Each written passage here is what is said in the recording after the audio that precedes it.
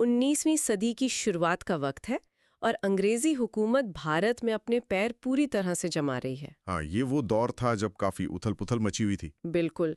तो अब तस्वीर कुछ ऐसी है कि प्रयाग में, जिसे आजकल हम प्रयागराज कहते हैं, वहाँ किले के मैदान में एक बहुत ही भव्य आयोजन चल रहा है। रोशनी है, मंच सजा हुआ है और रामलीला चल रही है। और देखने में ये बिल्कुल आम रामलीला जैसा ही लग रहा होगा शुरुआत में। हाँ, पर इस कहानी में सबसे बड़ा ट्विस्ट यही है कि इस रामलीला का आयोजन कोई मंदिर या कोई अखाड़ा या कोई धार्मिक संस्था नहीं कर रही है। इसे कर रहे हैं अंग्रेजी सेना की वर्दी पहनने वाले हिंदू सैनिक। अरे वाह! मतलब ब्रिटिश यूनिफॉर्म में रामलीला। एग्जैक्टली। और उससे भी ज्यादा हैरानी की बात तो ये है कि वहां सामने कुर्सियों पर बैठकर अंग्रेज अफसर देर रात तक इस रामलीला को सिर्फ देख ही नहीं रहे हैं, बल्कि इस पूरे आयोजन में अपना सहयोग भी दे रहे हैं। ये सच में इतिहास का एक ऐसा दृश्य है जो हमारी आम समझ को पूरी तरह से चुनौती देता है। मतलब हम इतिहास को बहुत अलग-अलग खानों में बाँट कर देखते हैं ना, कि ब्रिटिश सेना अलग है और भारतीय परंपराएं बिल्कुल अलग। हाँ, वही तो। पर इस विस्तारित चर्चा में आज हम यही समझने वाले हैं कि जमीनी हकीकत इतनी सीधी नहीं होती। आज का हमारा ये गहन विश्लेषण मुख्य रूप से जाने-माने साहित्यकार और पत्रकार अजमल जी के संस्मरणों और उनके एक बहुत ही विस्तारित दस्तावेजी लेख पर आधारित है। बिल्कुल। और इस चर्चा का हमारा जो मिशन है, वो यही समझना है कि कोई भी प्राचीन परंपरा खुद को बचाने के लिए समय के साथ कैसे-कैसे रूप बदलती है। सही कहा आपने। मतलब प्रयाग की रामलीला का सफर सिर्फ एक धार्मिक आयोजन का सफर नहीं है। ये इस बात का सबूत है कि कैसे एक समाज सादी दर सादी अपने वजूद को बचाने के लिए नए तरीके खोजता है।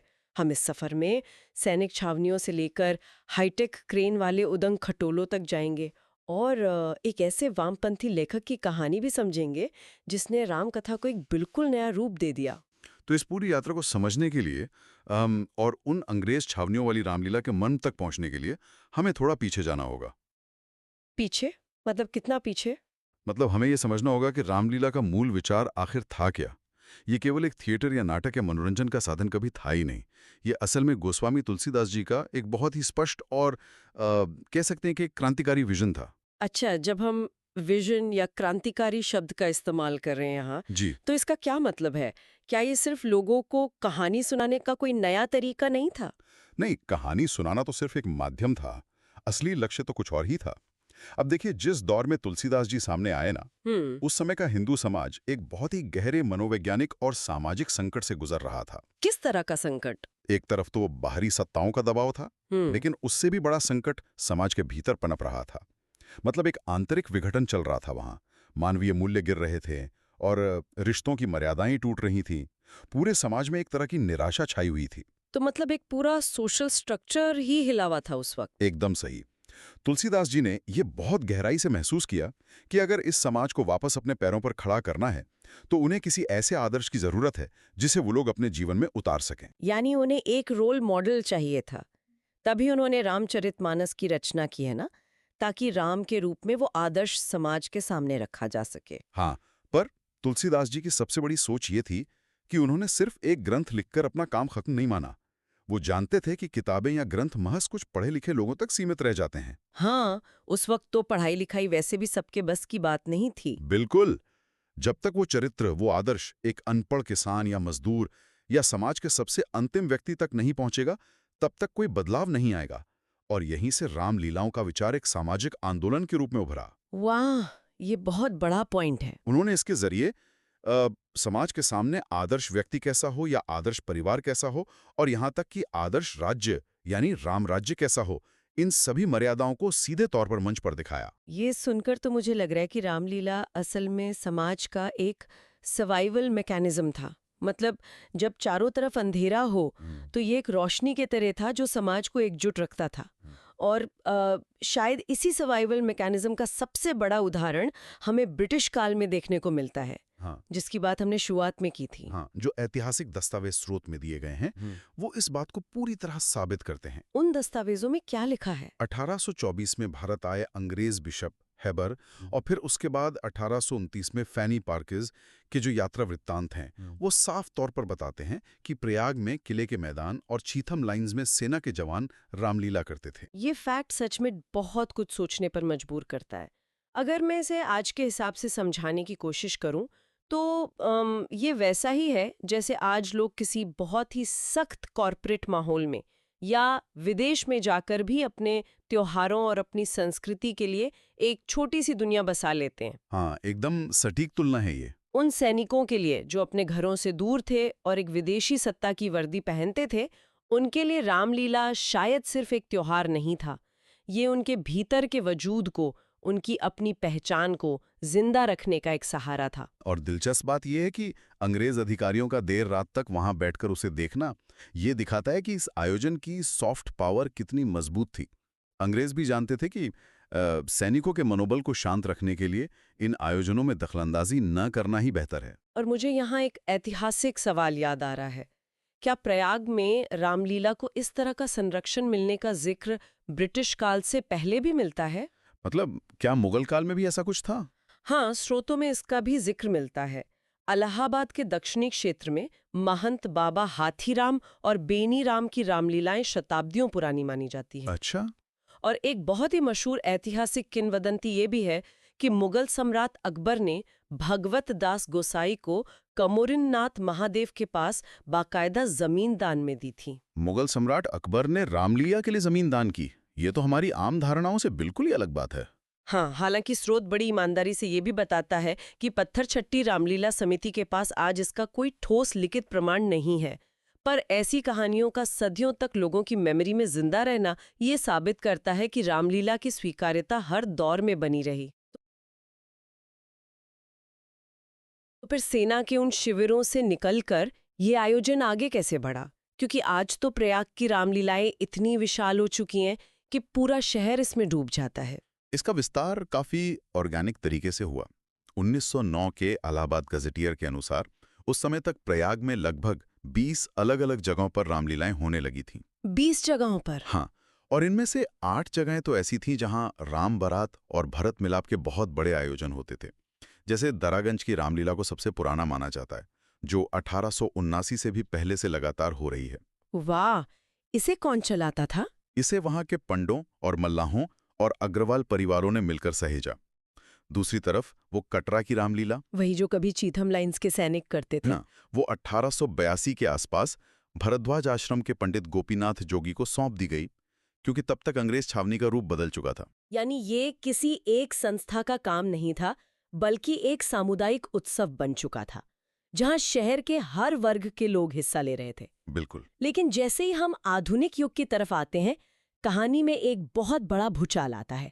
और मुझे लगता है वो भूचाल 1980 के दशक में रामानंद सागर के टीवी सीरियल रामायण के आने से आया था। हाँ, उस टीवी सीरियल ने तो जैसे पूरे देश को अपने जादू में बांध लिया था। लेकिन हमारे स्रोत के अनुसार प्रयाग की उन ट्रेडिशनल रामलीला मंडलियों पर इसका एक बहुत ही गहरा और चिंताजनक साइड इफेक्ट हुआ। साइड इफेक्ट कैसा? हुआ ये कि उस सीरियल की कामयाबी देखकर कई मंडलियों ने अपनी पुरानी पारंपरिक शैली छोड़ दी और सीधे-सीधे उस टीवी सीरियल की नकल करनी शुरू कर दी। मुझे यहाँ एक बात खटक रही है। थोड़ा सा पुशबैक देना चाहूंगी यहाँ। अगर हम इसे किसी दर्शक के नजरिए से देखें, तो इसमें बुराई क्या है? क्या मतलब? मतलब अगर कोई चीज टीवी पर हिट हो गई है और लोगों को चमकीले मुकुट और नए इफेक्ट्स पसंद आ रहे हैं, तो उसकी नकल करने से रामलीला और ज्यादा मॉडर्न ही तो होगी ना। लोग तो वही देखने आएंगे जो पॉपुलर है। देखिए, कमर्शियल नजरिए से आपका तर्क बिल्कुल सही लगता है, लेकिन यहाँ हमें कला और उसके मनोवैज्ञानिक असर को समझना होगा। जब कोई मंडली टीवी सीरियल की नकल करती है, तो वो असल में रामलीला के उस परंपरागत सौंदर्य को और उसके उत्सव वाले एहसास को मार रही होती है। अच्छा। रामलीला का लक्ष्य कभी भी सिर्फ एक शो दिखाना नहीं था, वो एक जीवित अनुभव था, एक लिव्ड एक्सपीरियंस था। इस जीवित अनुभव का थोड़ा विस्तार से मतलब समझाएंगे? मतलब पारंपरिक रामलीला में दर्शक और कलाकार के बीच कोई दीवार नहीं होती थी। लोग बस देखते नहीं थे, वो उसमें शामिल होते थे, साथ में गाते थे, रोते थे। पर टीवी की नकल करने से वो सिर्फ एक मैकेनिकल कॉपी बनकर रह गई। ये तो कुछ वैसा ही हो गया ना, जैसे आजकल हम किसी लाइव म्यूजिक कॉन्सर्ट में जाते हैं और गाने को एंजॉय करने के बजाय बस अपने फोन से वीडियो रिकॉर्ड करने में लगे रहते हैं। हाँ, एकदम वही बात है। मतलब वो पल हमारे हाथ से फिसल जाता है। रामलीला कमेटी के साथ भी शायद यही हुआ। वो बस टीवी जैसी भव्यता दिखाने में लग गए और आत्मा कहीं छूट गई। और यहीं से शायद वो अंधी दौड़ शुरू हुई जहां तकनीक ने भावनाओं पर कब्जा कर लिया। सही कहा। और अमील जी के संस्मरणों में इसका बहुत ही आंखों देखा उदाहरण पत्थरछट्टी रामलीला समिति के संदर्भ में दिया गया है। ओह, वो उड़न खटोले वाली क्रेन वाला किस्सा, उसने तो पूरी तस्वीर ही साफ कर दी मेरे दिमाग में। हाँ, तो उसमें होता क्या है कि मंच पर तकनीकी चमत्कार दिखाने की होड़ इस कदर हावी हो जाती है कि कथा की मूल भावना छुप जाती है। जो लोग हमें सुन रहे हैं उन्हें मैं ये सीन थोड़ा कल्पना करने को कहूंगी। मंच पर सीताहरण का प्रसंग चल रहा है, जो कि रामायण के सबसे मूल और दुख भरे दृश्यों में से एक है। लेकिन वहां जो हजारों लोग बैठे हैं ना, उनकी नजर सीता माता के दुख पर है ही नहीं। तो फिर उनकी नजर कहाँ है? उनकी नजर उस भारी भरकम क्रेन पर टिकी है, जिसे रंग बिरंगी लाइटों से सजाकर उड़न खटोला बनाया गया है। लोग देख रहे हैं कि अरे वाह, हनुमान जी कितनी शानदार लिफ्ट से आसमान से ऊपर नीचे आ जा रहे हैं। बिल्कुल, और यही तो सबसे बड़ी विडंबना है। हाँ, मतलब पूरा फोकस इस बात पे है कि उस क्रेन का मैकेनिज्म कितना कमाल का है।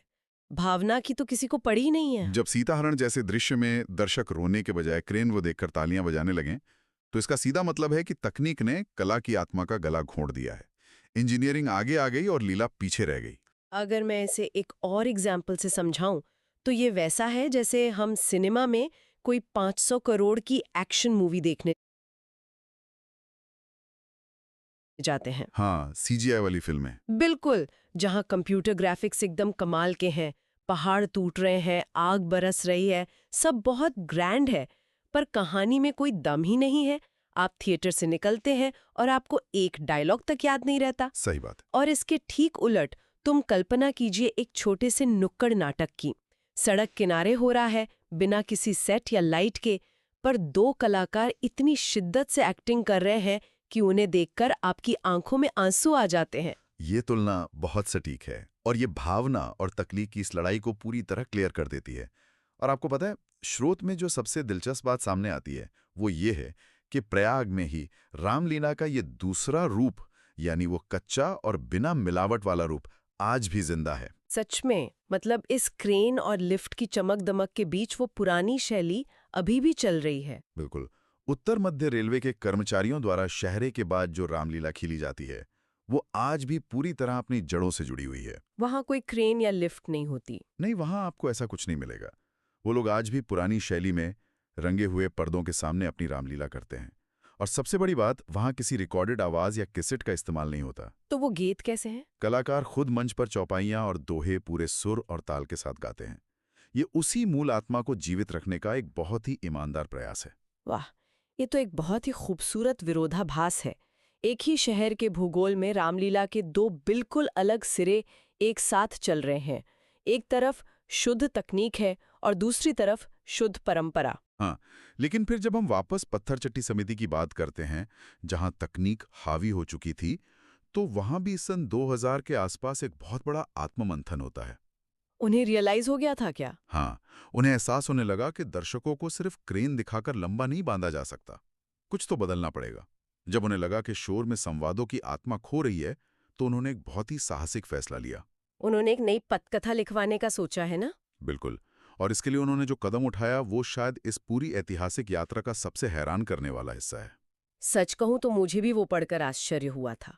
उन्होंने समिति के सचिव आनंद सिंह और तकनीकी सलाहकार रामचंद्र पटेल के जरिए एक ऐसे व्यक्ति को पटकथा लिखने का प्रस्ताव दिया जिसके बारे में कोई सपने में भी नहीं सोच सकता था। किसको चुना उन्होंने? उन्होंने साहित्यकार और पत्रकार अजामिल जी को चुना, वही जो इस चर्चा के स्रोत के लेखक भी हैं। और इसमें इतनी हैरानी वाली क्या बात थी? हैरानी वाली बात उनका वैचारिक बैकग्राउंड था। अजामिल जी एक वामपंथी विचारधारा से जुड़े हुए लेखक माने जाते थे। अब जो लोग इस विश्लेषण को सुन रहे हैं, उन्हें मैं ये स्पष्ट कर दूं कि हम यहाँ किसी राजनीतिक दल या विचारधारा का ना तो समर्थन कर रहे हैं और ना ही विरोध। हाँ, ये बहुत जरूरी क्लैरिफिकेशन है। हम इसे बस इतिहास के एक रोचक कलात्मक विरोधाभास के तौर पर देख रहे हैं, क्योंकि वामपंथी विचारधारा ऐतिहासिक रूप से धर्म और कर्मकांडों की आलोचक रही हैं। तो ऐसे में एक धार्मिक आयोजन की पटकथा एक ऐसे व्यक्ति को देना जिसकी विचारधारा बिल्कुल विपरीत मानी जाती है, ये एक बहुत बड़ा वैचारिक टकराव था। और ये टकराव सिर्फ समिति के लिए नहीं, बल्कि खुद लेखक के लिए भी था। स्रोत बताता है कि अजामिल जी ने शुरुआत में काफी हिचकिचाहट महसूस की थी। उन्हें क्या लगा था? उन्हें लगा कि शायद वो इस पारंपरिक और धार्मिक विषय के साथ न्याय न कर पाए, लेकिन फिर उन्होंने इसे एक चुनौती और एक ईश्वरीय प्रेरणा मानकर स्वीकार कर लिया। पर ईश्वरीय प्रेरणा मानने के बाद भी उन्होंने एक और बहुत बड़ा रिस्क लिया है ना। उन्होंने सदियों से चली आ रही रामचरितमानस को पटकथा का आधार नहीं बनाया, बल्कि महर्षि वाल्मीकि की रामायण को चुना। हाँ, ये उनका एक बहुत ही बड़ा फैसला था। दर्शक तो सदियों से मानस की चौपाइयां सुनने के आदी थे, तो ये रिस्क नहीं था उनके लिए। कला में जब भी कोई बड़ा बदलाव होता है ना, तो उसमें रिस्क तो होता ही है। वाल्मीकि रामायण को चुनने के पीछे अजामिल जी का एक बहुत ही तार्किक कारण था, क्योंकि वो एक साहित्यकार थे और यथार्थवाद में विश्वास रखते थे। वो राम कथा के मानवीय और ऐतिहासिक पहलुओं को ज्यादा उभारना चाहते थे। मतलब भगवान वाले रूप से हटकर। बिल्कुल। रामचरितमानस में राम को सीधे तौर पर ईश्वर माना गया है और चमत्कार वहां केंद्र में होते हैं। पर वाल्मीकि रामायण में चरित्रों का मानवीय संघर्ष ज्यादा दिखता है। हाँ, वहाँ राम रोते भी हैं, परेशान भी होते हैं और एक आम इंसान की तरह संघर्ष करके जीतते हैं। बस यही मानवीय पहलू उन्हें लेखक के तौर पर ज्यादा आकर्षित कर गया।